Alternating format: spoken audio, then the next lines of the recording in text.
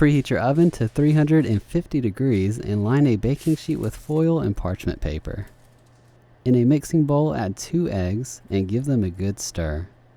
Add 2 cups of shredded mozzarella cheese, 2 cups of shredded parmesan cheese, 2 teaspoons of Italian seasoning, and half a teaspoon of garlic powder. Mix everything together well. Then dump it on the parchment paper and flatten it out evenly across the pan. Cover it with pepperonis. Then bake it in the oven for around 25 minutes or until your desired doneness.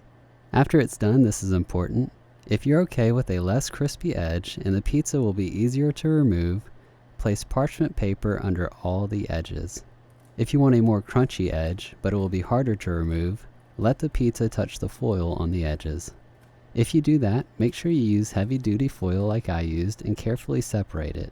Please consider giving the video a like, and thanks for watching.